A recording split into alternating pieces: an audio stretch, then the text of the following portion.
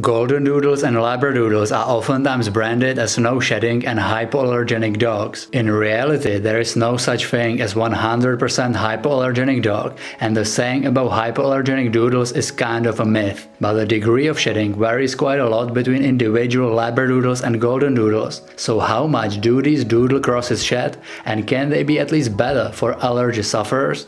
Let's find it out in this video.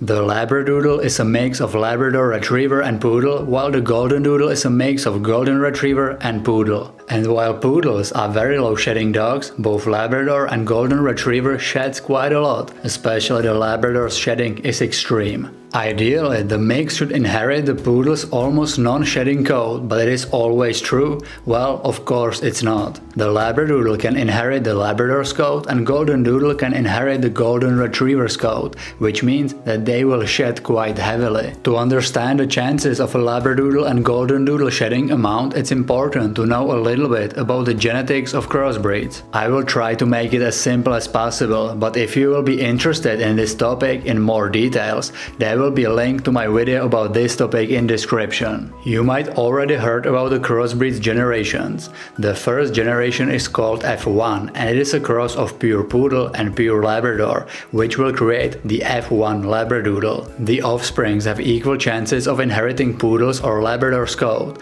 but most commonly the shedding will be slightly higher than Poodle's and slightly lower than Labrador's shedding. The F1 generation has typically highest chance to shed a lot. Since the low shedding coat is desirable trait, the crossbreeds with high shedding coats are not used very often for further breeding, which is why further generations such as F2 or even F3 typically do not shed very much. There is also F1B generation, which is a cross of F1 Labradoodle and pure Poodle, which gives the dog 75% of the Poodle's genes and 25% of Labrador's genes, and it is more likely that the pup will have the Poodle-like low shedding coat. The example would be the same with Golden Retriever and Goldendoodles, and the breeder should always tell you what generation is your future doodle. So just remember, the F1 generation has the highest chance of shedding heavily, while other generations typically shed a little. The genetics are not always black and white, and any doodle can be born with the coat that will shed a lot, so it's always a little bit of lottery when buying a crossbreed. But on average, both Labradoodles and Goldendoodles are shedding rather low amount of hair. You can always just look at the coat type and you will get the idea of the amount of shedding. Good identification sign for Goldendoodles are their facial hair and face in general. If the dog has a lot of furnishing such as mustache, goatee and visible eyebrows,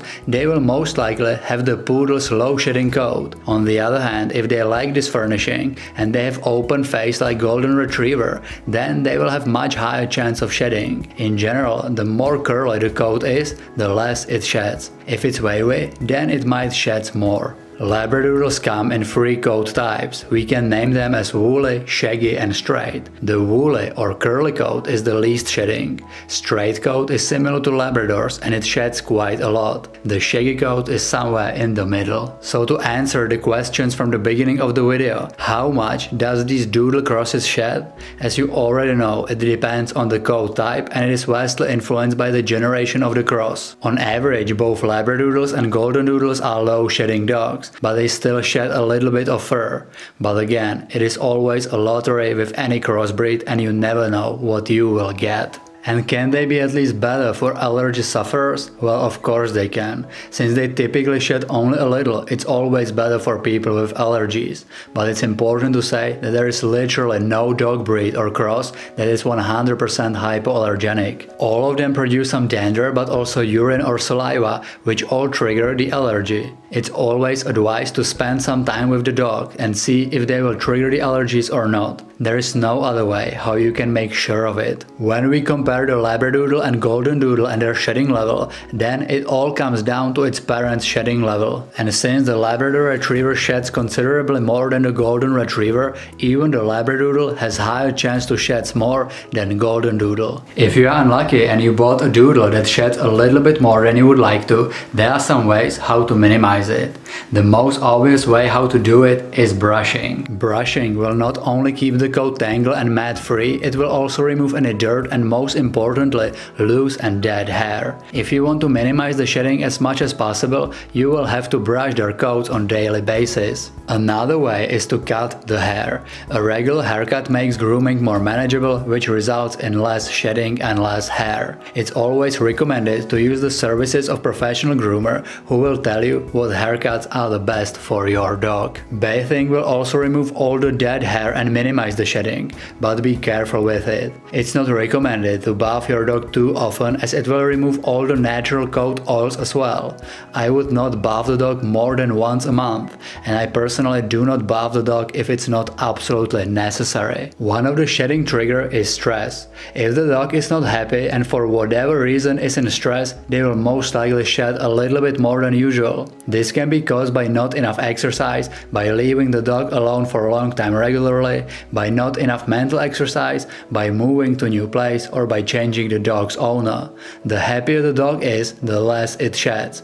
But to be honest, this will affect the shedding only a little. Bad nutrition is another trigger. Make sure your dog has balanced diet. You should feed the dog with dog's food only and not human food.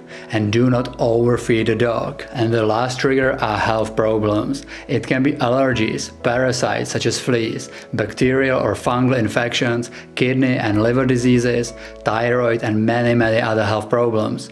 Many illnesses trigger the shedding.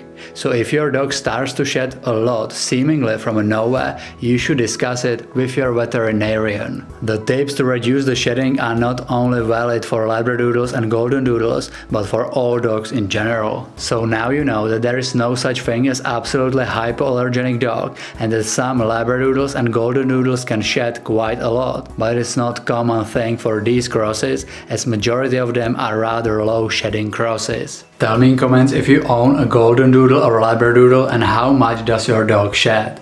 If you are new on this channel, consider subscribing, turn the notifications on and check the Rocadog's links in description.